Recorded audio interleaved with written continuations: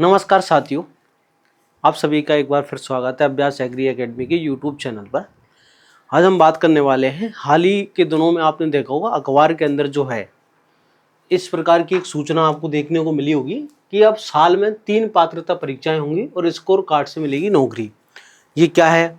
और व्यापम के द्वारा ईएसपी के द्वारा एक पत्र जो है राजपत्र भी जारी किया गया है कि आने वाले समय में 2026 से जो भर्ती नियम हैं उनको में बदलाव किया जा रहा है कि अब साल में सिर्फ 3 परीक्षाएं होंगी। इन्हीं से सारी जितनी अलग अलग विभागों में भर्ती आती हैं वो यहाँ पर कंडक्ट की जाएंगी। अब ये सारे नियम क्या हैं, आओ इन पर अपन एक एक करके चर्चा करते हैं। ठीक है, इस कटिंग को एक बार देख लो आप कि कौन सी पात्रता परीक्षाएं होंगी। 3 पात्रता परीक्षाएं होंगी। एक होगी संयुक्त तकनीकी पात्रता परीक्षा, एक होगी संयुक्त तकनीकी पात्रता परीक्षा जो तकनीकी विषय होते हैं, जैसे में ऐसे कृषि हो गया, इंजीनियरिंग हो गया, पैरामेडिकल हो गया, दूसरे जो तकनीकी विषय हैं उनकी परीक्षा होगी एक। दूसरी होगी संयुक्त सामान्य पात्रता परीक्षा जिसमें सारे एग्जाम पुलिस, जेल प्रहरी, कांस्टेबल, पटवारी जितने भी एग्जाम्स निकलते हैं वो होगी। तीसरी होगी हमारी कौन सी? शिक्षक पात्रता परीक्षा, जैसे हम वर्ग 1, 2, 3 की होगी। ये टोटल 3 परीक्षाएं होंगी। अब कैसे होंगी, क्या होंगे, और एग्रीकल्चर वाले बच्चों के लिए खास करके बहुत सारे बच्चों के मेरे पास मैसेज आया। मैं इतना लेट वीडियो इसलिए बना पा रहा हूँ कि मैं अभी ट्रेनिंग में था भोपाल इतने दिनों से, मैं कल ही लौट के आया, तो इसलिए मेरे को अब टाइम मिला। तो मैं वीडियो बहुत सारे बच्चों के सर आप इसके बारे में बताओ थोड़ा क्या बदलाव हुआ है। तो हम चलिए स्टार्ट करते हैं। देखो, कनिष्ठ सेवा संयुक्त परीक्षा नियम 2026 नाम से एक पत्र जारी हुआ है। ठीक है, और आपसे इस पर सुझाव भी मांगे गए हैं। तो हम बात करते हैं। देखो, इसमें हम बात जो कर रहे हैं इसमें एमपीपीएससी को छोड़कर, याद रखना, लोक सेवा आयोग की परिधि से बाहर रखा गया है। संयुक्त परीक्षा के माध्यम से भर्ती हेतु आयतन निर्धारित करने के लिए मापदंड नियत करने के निम्नलिखित नियम बनाए जा रहे हैं। तो अध्याय फर्स्ट हम बात करें, देखो संक्षिप्त नाम और प्रारंभ। इन नियमों को क्या नाम दिया है? कनिष्ठ सेवा। इन नियमों को क्या नाम दिया गया है? इन नियमों को क्या नाम दिया गया? कनिष्ठ सेवा। एक मिनट, अपन दोबारा से ओपन करते हैं।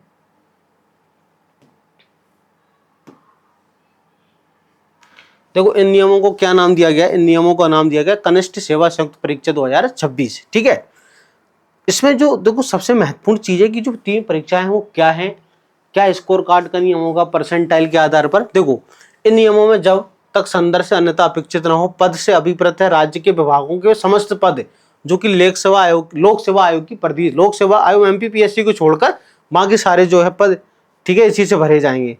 जिसमें जितने भी उपक्रम हो गए, सोसाइटी, सहकारी बैंक, मंडल, निगम, आयोग, जो भी भर्तियां होती है सब इसी से भरी जाएंगी।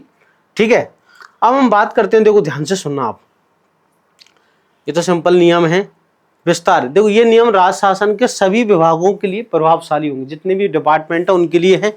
शासकीय विभागों तथा विभागाध्यक्ष कार्यालयों से संबंधित सभी पदों को भरने के लिए परीक्षा आयोजन का कार्य मंडल द्वारा नियत किए गए मापदंड के अनुसार किया जाएगा। सभी विभागों में पदों को मध्य प्रदेश लोक सेवा आयोग द्वारा भरे जाने वाले पदों को छोड़कर सभी विभागों को ऐसी भर्ती उनके स्वयं के स्तर पर या किसी अन्य अभिकरण के माध्यम से कराया जाना प्रतिबंधित। कोई भी विभाग अपनी अलग से कोई परीक्षा यहाँ पर नहीं कराएगा। ठीक है, सारी जो है ये मंडल कराएगा। परंतु कतिपय पदों के संबंध में सामान्य प्रशासन विभाग की विशेष अनुमति प्राप्त करने के उपरांत, मतलब जो जीएडी होता है, उपरांत विभाग उनके स्वयं के स्तर पर या किसी अन्य अभिकरण के माध्यम से पदों को भरने के संबंध में निर्णय ले सकते हैं। राज्य शासन के उपक्रमों द्वारा इन नियमों के अंतर्गत पदों को भरने के संबंध निर्णय लिया जा सकेगा। इन नियमों में अधिनियम उपबंधों का मध्य प्रदेश सिविल सेवा नियम 161 पर कोई विपरीत प्रभाव नहीं होगा।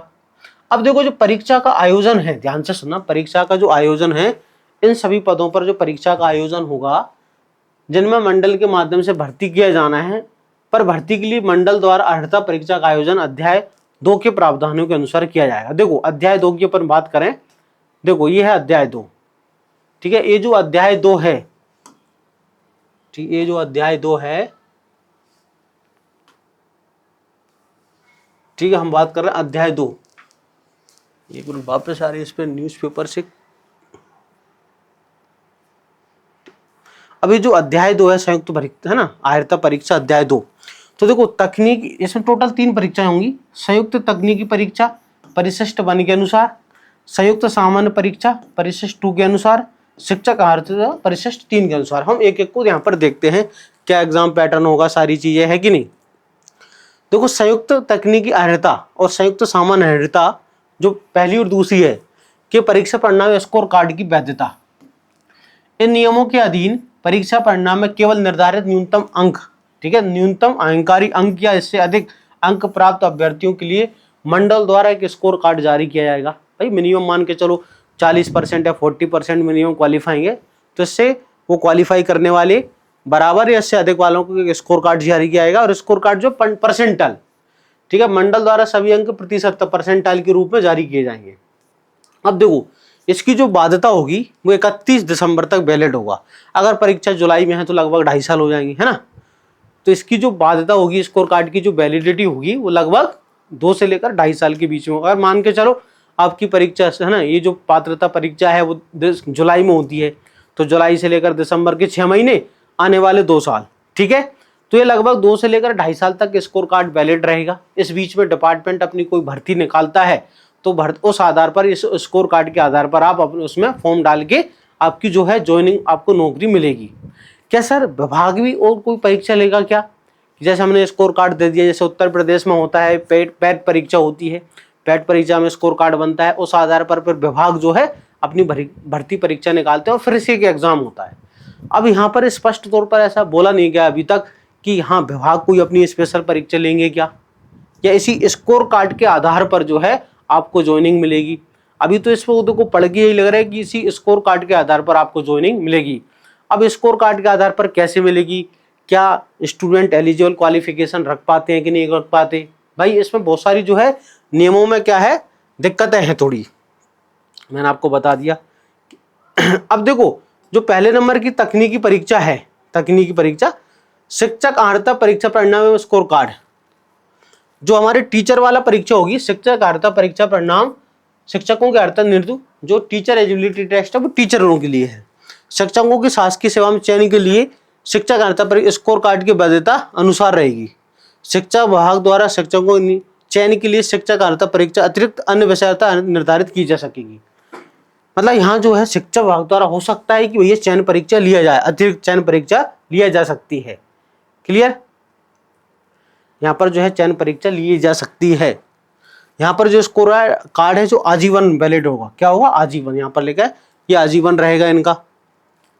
अब देखो नियुक्ति पोर्टल, अपन बात करें नियुक्ति पोर्टल की, नियुक्ति संबंधी संपूर्ण प्रक्रिया के क्रियान्वयन हेतु मंडल द्वारा नियुक्ति पोर्टल का संचालन किया जाएगा। समस्त विभाग रिक्त पदों की नियुक्ति पोर्टल के माध्यम से जो है बताएंगे कि हमारे डिपार्टमेंट में इतनी भर्तियां खाली हैं और नियुक्ति की कार्रवाई करेंगे। नियुक्ति पोर्टल पर रिक्तियों का, रिक्त पदों का प्रकाशन जो है यहाँ पर जो है भरे जाने वाले पद की आरक्षण वर्ग संख्या जारी की जाएगी। पद के संबंध में वेतनमान अर्हता का विवरण होगा। अर्हता परीक्षा के जिन विषय और विषयों के आधार पर नियुक्ति की जानी है उनका विवरण होगा। और कोई भी जो जानकारी है, पर्टिकुलर कोई डिपार्ट अपनी वैकेंसी निकालेगा तो वहाँ सारी चीज़ बताएगा कि हमारे डिपार्टमेंट से ये वाली भर्तियाँ निकाली जा रही हैं, इनकी ये एजुकेशन क्वालिफिकेशन है, ये सारी चीज़ है। तो जो बच्चा उसके लिए, जैसे मान के चलो एग्रीकल्चर है, और एग्रीकल्चर डिपार्टमेंट ने यहाँ पर आरईओ की भर्ती निकाल दी। अब आरईओ की भर्ती जब निकालेंगे तो भाई स्कोर कार्ड तो सभी के पास है क्योंकि सभी ने एक साथ पेपर दिया था। क्या अब जो उसमें लिखा होगा पर्टिकुलरली कि हाँ इसमें बीएससी एग्रीकल्चर वाले है ना और बीएससी हॉर्टिकल्चर वाले बच्चे ही पात्र होंगे, वो इसको है ना आगे चल के जो है इस परीक्षा को फॉर्म भर सकते हैं या इसको अप्लाई कर सकते हैं नौकरी के लिए। दूसरे वाले जो है स्कोर कार्ड वाले बच्चे अप्लाई नहीं कर सकते हैं। क्लियर? इस प्रकार से अभ्यर्थी को भर्ती नियमों के अनुसार शारीरिक उपयुक्तता के मापदंड पूर्ण होना चाहिए। जैसे कोई जैसे पुलिस है तो उसमें भाई फिजिकल होता है। क्लियर?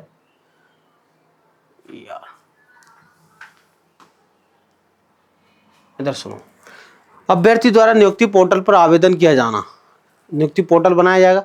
संयुक्त अर्हता परीक्षा के स्कोर कार्ड के आधार पर अभ्यर्थी द्वारा नियुक्ति पोर्टल पर विभाग द्वारा प्रकाशित रिक्त पद हेतु पृथक से आवेदन किया जाना। मैंने आपको बताया कि विभाग द्वारा जो है अलग से वैकेंसी है ना निकाली जाएगी नियुक्ति पोर्टल, वहां आपको आवेदन करना पड़ेगी। ठीक है? अभ्यर्थियों द्वारा नियुक्ति पोर्टल पर वैध स्कोर कार्ड के साथ किए गए आवेदन के आधार पर नियुक्ति पोर्टल के माध्यम से पदवार, विभागवार, आरक्षण, वर्गवार चयन सूची जारी की जाएगी। मतलब विभाग अलग से कोई परीक्षा नहीं लेगा। जैसे हम अपना जो किसान एवं कृषि कल्याण विभाग जो है उसने वैकेंसी निकाली तो वहां पर है ना वैकेंसी निकालने के बाद आपको स्कोर कार्ड आपके पास है ही, आपको वहाँ अप्लाई करना पड़ेगी, एक फॉर्म भरना पड़ेगी उस आधार पर जब एग्रीकल्चर वाले सभी बच्चे जो हैं फॉर्म भर देंगे, वहां से फिर एक चयन सूची निकलेगी, इन बच्चों का सिलेक्शन हुआ है और उनका नहीं हुआ। ठीक है। हाँ, स्कोर कार्ड सुधारा जा सकता है, बिल्कुल। देखो, कोई अभ्यर्थी जिसके पास 2026 का स्कोर कार्ड है तो 28 तक है, पुनः वर्ष 2027 नवीन स्कोर कार्ड अर्जित करता है तो 28 वर्ष में विज्ञापन किसी के लिए आवेदन करता है। जब एक से अधिक स्कोर कार्ड वैध है तो वह उपलब्ध स्कोर कार्डों में से सर्वश्रेष्ठ स्कोर कार्ड के आधार पर आवेदन कि सर मैं है ना 2026 में पेपर देता हूँ, मेरा स्कोर कार्ड 80 आता है, मैं 27 में मैं 85, अब किसके आधार पर जो है मेरे को, तो जो अच्छा है आपका, हर साल ये परीक्षा होना है, हर साल आप अपने स्कोर कार्ड को सुधार कर सकते हैं। जो आपके पास अच्छा स्कोर कार्ड होगा जिसमें परसेंटाइल अच्छी होगी, उसके आधार पर इसको आपको अप्लाई करना है विभाग के द्वारा, जो ठीक है पोर्टल पर वैकेंसी निकलेगी उसमें। परीक्षा के स्कोर कार्ड के आधार पर केवल वही अभ्यर्थी आवेदन कर सकेंगे जो विभाग द्वारा, जो विभाग, देखो क्या लिखा है ध्यान से सुनना, स्कोर कार्ड के आधार पर केवल वही अभ्यर्थी आवेदन कर सकेंगे जो विभाग द्वारा भर्ती के नियम अनुसार निर्धारित शैक्षणिक एजुकेशन क्वालिफिकेशन अन्य न्यूनतम अर्हता का धारण करते हैं एवं विभाग द्वारा निर्धारित विषय या विषयों का स्कोर कार्ड धारण करते हैं। विभाग द्वारा निर्धारित न्यूनतम अर्हता और संबंधित विषय अथवा विषयों का स्कोर कार्ड धारण नहीं करने की स्थिति में अभ्यर्थी का आवेदन निरस्त किया जाएगा और कोई दूसरा नहीं कर सकता भैया। नियुक्ति पोर्टल पर रिक्तियों का प्रकाशन जो है, अभ्यर्थियों को आवेदन करने के न्यूनतम 30 दिन तक समय दिया जाएगा। भाई जब वैकेंसी निकली कम से कम 30 दिन आपको दिए जाएंगे। परंतु यदि आवेदन करने की अवधि में संबंधित है ना विषय का नवीन परीक्षा परिणाम जारी होता है तो आवेदन करने की अंतिम तिथि इस प्रकार से निर्धारित हो की जाएगी। नवीन अभ्यर्थियों को भी आवेदन करने के लिए 15 दिवस का टाइम मिलेगा, एक्स्ट्रा टाइम। ये बहुत बढ़िया है ये वाला। अब देखो चयन सूची मैंने आपको बता दिया कि जो चयन सूची निकलेगी, यहाँ पर अपन बात करें कि नियुक्ति पोर्टल पर मेरिट के आधार पर, है ना, किसके आधार, मेरिट के आधार पर आरक्षण वर्गवार चयन सूची जारी होगी। अभ्यर्थियों के समान अंक प्रतिशतता होने पर निम्नलिखित क्रम के अनुसार जो है परीक्षा में प्राप्त स्कोर कार्ड के रैंक के आधार पर, समान रैंक होने पर जन्म तिथि के आधार पर अधिक आयु के अभ्यर्थी को ऊपर, जिसकी उम्र ज्यादा होगी उसको ऊपर रखा जाएगा। चलिए बात कर, ठीक है। देखो, नियुक्ति आदेश जारी होने के उपरांत अगर कोई स्टूडेंट ज्वाइन नहीं करना चाहता है, उपरांत अभ्यर्थी द्वारा कार्यभार ग्रहण नहीं करने की स्थिति में विभाग द्वारा उक्त है ना रिक्ति को चयन सूची में संबंधित श्रेणी के अंतिम अभ्यर्थी के ठीक नीचे, ठीक है, मेरिट क्रम में आने वाले अभ्यर्थी को भरा जाएगा। भाई जिसने छोड़ दिया उसके नीचे आने वाले व्यक्ति को वो भरा जाएगा।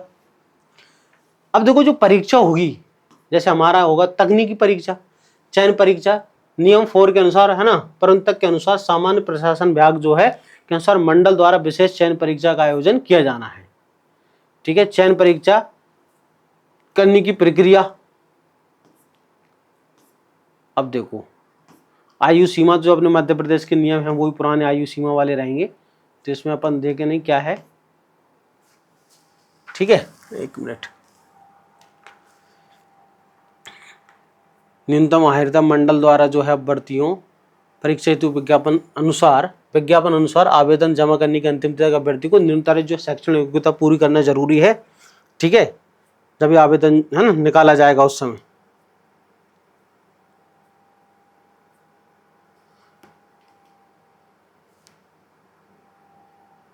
देखो एक यहाँ पर पॉइंट लिखा है कि जिन बच्चों के पास एजुकेशन क्वालिफिकेशन है ना, कंप्लीट हो चुकी है, उन्हीं का स्कोर कार्ड जारी किया जाएगा, दूसरों का नहीं किया जाएगा।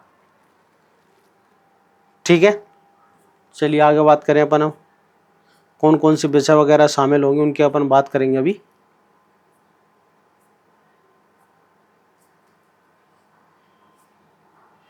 ये सारे नियम दिए, एक बार आप पढ़ लेना, वैसे आपने लगभग पढ़ भी लिया होगा। देखो परीक्षा का जो पाठ्यक्रम है, मंडल को अधिकार होगा कि वह सामान्य प्रशासन विभाग संबंधित विभाग के साथ परामर्श के उपरांत किसी भी अर्हता परीक्षा के लिए पाठ्यक्रम एवं परीक्षा का संबंधित निर्धारित कर सकेंगे।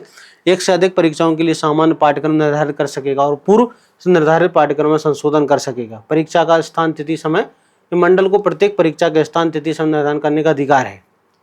परीक्षा केंद्र का आवंटन, विज्ञापन की विधि मान्यता। ठीक है, अब मैं आपको बता देता हूँ कि जो अपने एग्जाम हैं जैसे तकनीकी परीक्षा जो है परिशिष्ट 1 में, ये देखो संयुक्त तकनीकी है अर्हता परीक्षा जो होगी उसमें जैसे अपना एग्रीकल्चर कौन कौन से विषय शामिल हैं, ध्यान से सुनना। मैंने आपको लग जाएगा जो मोटे मोटे तौर पर कुछ कुछ नियम जो है वो मैंने आपको बता दिए हैं। अगर आपको कुछ भी डाउट आता है तो आप मेरे से बाद में भी पूछ सकते हैं। देखो जैसे हमारी संयुक्त तकनीक, टोटल 3 ही परीक्षाएं होना है। संयुक्त तकनीकी अर्हता परीक्षा जो है, पात्रता परीक्षा, उसमें देखो टोटल 100 नंबर का पेपर होगा, ठीक है। अब चांसेस हैं कि इसमें नेगेटिव मार्किंग होगी 0.25, और व्यापम के एग्जामों में अब जो है ईएसवी में 0.25 की जो है नेगेटिव मार्किंग होने लगी है ना। क्या होने लगी है? नेगेटिव मार्किंग होने लगी है 0.25 की, ठीक है। अब ध्यान से सुनेंगे आप। जैसे हमारा एग्रीकल्चर है, आरईओ या एसडीओ की जो भर्ती निकलेगी उसका 100 नंबर का पेपर होगा। कितने नंबर का? 100 नंबर का। कुल अंक कितने होंगे? 100। आप देख रहे हैं यहाँ पर कुल अंक हैं 100 नंबर का पेपर होगा। इसमें 75 जो है संबंधित विषय निम्न सूची के अनुसार, यहाँ पर सूची दी है कि तकनीकी परीक्षा में कौन कौन से विषय शामिल है। तो हमारा जो एग्रीकल्चर है वो 75 नंबर का आएगा, और जो है 25 नंबर का सी सेट आएगा। सी सेट का वेटेज यहाँ पर आप देख रहे होंगे कम है, और एग्रीकल्चर का ज्यादा है। तो आप देख सकते हैं क्या कि मध्य प्रदेश का सामान्य ज्ञान, समसामयिक विषय, मध्य प्रदेश की राज्य व्यवस्था, शासकीय योजनाएं मध्य प्रदेश, ठीक है। सामान्य ज्ञान 10वीं तक का, गणित, तार्किक योग्यता, हिंदी जो है आपका, व्याकरण, प्रशासनिक भाषा और भाषा ज्ञान 25 नंबर का आपका, जिसमें आपको अंग्रेजी नहीं लिखी है, ठीक है। यहाँ पर अंग्रेजी नहीं है। मध्य प्रदेश का है, समसामयिक है, ठीक है, राज्य की व्यवस्था है, शासकीय योजना है, सामान्य ज्ञान 10वीं स्तर का, गणित, तार्किक जो हम पढ़ते हैं, जीएस हो गया, जीके हो गया, विज्ञान हो गया, थोड़ा बहुत 10वीं तक का जो सामान्य ज्ञान है, तो 25 नंबर को आएगा। 75 नंबर का कौन आएगा? हमारा संबंधित 100 नंबर का, और यहाँ पर चांसेस पूरे हैं कि नेगेटिव मार्किंग होगी, ठीक है। क्लियर? ये अब देखो ये विषय है इसके अंदर, है ना। तकनीकी परीक्षा में कौन कौन से विषय हैं? जैसे पहले नंबर पे ही हमारा एग्रीकल्चर, कृषि है, विज्ञान है, कंप्यूटर विज्ञान है, वाणिज्य एवं लेखा है, प्रबंधन है, सांख्यिकी है, विधि है, सिविल इंजीनियरिंग है, मैकेनिकल अभियांत्रिकी है ना, इलेक्ट्रिकल इंजीनियरिंग है, पैरामेडिकल, इलेक्ट्रॉनिक्स, स्टेनो, पशु विज्ञान, अन्य विषय जो आवश्यक है वो सारे विषय इसके अंदर भर्ती है, इसमें शामिल है। तो सभी की एक परीक्षा होगी कॉमन, जिसमें देखो 25 नंबर का तो एक जैसा आएगा, लेकिन 75 नंबर का जो पेपर आएगा वो अपने विषय से रिलेटेड आएगा, जो भी विषय है। दूसरे नंबर की होगी सामान्य, ठीक है, संयुक्त सामान्य अर्हता परीक्षा, जिसमें जो सामान्य जो है भर्तियां निकलती है, जैसे पुलिस है, पटवारी है, कांस्टेबल है कि नहीं, ये तो इसमें आप देखते हैं टोटल 100 नंबर का पेपर होगा। कितने? 100 नंबर का। अब इस 100 नंबर में सामान्य ज्ञान आएगा, जनरल नॉलेज, राष्ट्रीय अंतर्राष्ट्रीय स्तर का 25 नंबर का, मध्य प्रदेश का सामान्य ज्ञान, समसामयिक विषय, मध्य प्रदेश की राज्य व्यवस्था मतलब एमपीजी के 25 नंबर का। फिर गणित है, तार्किक, math, reasoning, data analytics, computer जो है 25 नंबर का, और हिंदी जो है 25 नंबर की। इस प्रकार से 100 नंबर का पेपर आएगा। जो दूसरे जिनको लिए कोई टेक्निकल फील्ड की जरूरत नहीं है, ठीक है, उनके लिए जो 100 नंबर का पेपर होगा। तीसरा एग्जाम होगा किसका? शिक्षक चयन परीक्षा का। तीसरा जो है एग्जाम है वो इसका शिक्षक चयन परीक्षा। इसमें प्राथमिक जो है प्राथमिक शिक्षक, माध्यमिक शिक्षक, उच्च माध्यमिक शिक्षक। अब इसके बारे में थोड़ा ज़्यादा डिटेल जानकारी उन्होंने दी नहीं है कि वर्ग 1, 2, 3 का एक साथ कैसे लिया जाएगा। भाई तीनों के जो है वर्ग 3 जो है 12th आधारित है, ठीक है, प्लस डीएड होना चाहिए। वर्ग 2 में ग्रेजुएशन प्लस डीएड बीएड होना चाहिए, और वर्ग 1 के लिए तो आपको पता है बीएड होना और एमएससी होना कंपलसरी है। अब तीनों के एक साथ कैसे पेपर लिया जाएगा, क्या रहेगा, है ना पूरा, क्योंकि वर्ग 3 और 2 का तो अभी एग्जाम है जुलाई अगस्त में, तो इनमें तो ये नियम लागू नहीं होगा। आने वाले 27 में जो भर्ती होगी, ठीक है, चांसेस हैं कि भैया हो सकता है वर्ग 1 आए, उस समय ये नियम लागू हो जाएगा। तो आने वाले समय में पता चलेगा कि शिक्षक पात्रता परीक्षा केवल एक ही होगी, क्या चयन परीक्षा की जा सकती है। इस प्रकार से जो भी नियम आएंगे अपन आगे देख, अभी इसमें स्पष्टता नहीं दी गई है कि केवल एक ही परीक्षा होगी या चयन परीक्षा। इसमें ऐसा लिखा हुआ है कि विभाग द्वारा चयन जरूरत पड़ी तो चयन परीक्षा ली जा सकती है, तो मतलब हो सकती है चयन परीक्षा कि पहले अभी हम शिक्षक पात्रता परीक्षा देते हैं अभी वर्तमान में, इसके बाद चयन परीक्षा होती है। तो ये सारे नियम मैं आपको बता दिया।